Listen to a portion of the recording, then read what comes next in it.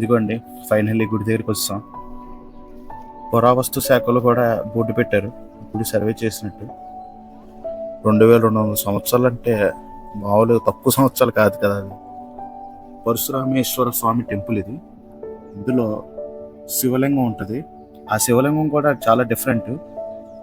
బ్రహ్మ, విష్ణు, శివుడు ముగ్గురు కలిపి ఉంటారు. త్రిమూర్తులు ముగ్గురు కలిపి ఉంటారు అనమాట ఆ లింగంలో. ఈ స్టోన్స్ అయితే నిజంగా అయితే ఇప్పుడు కట్టినట్టు అయితే లేవు. ఇది కూడా 2 డైనెస్టీలు కట్టాయంట, పల్లవాస్ అండ్ చోళాస్. ఆ లోపల ఉన్న విగ్రహం కూడా నేను మీకు ఫోటో పెడతాను. ఈవిడే ఆనందవల్లి అమ్మ. సూర్యభగవానుడు ఇది చూడండి, సూర్యభగవానుడు. ఇది గుడి బ్యాక్ సైడ్ గజస్తంభం. నాకు ఇక్కడ ఆశ్చర్యం ఏంటంటే గజస్తంభం ముందు ఉంటుంది కదా, ఇదేంటి వెనక్కి ఉందని నాకు ఆశ్చర్యం వేస్తుంది కొంచెం.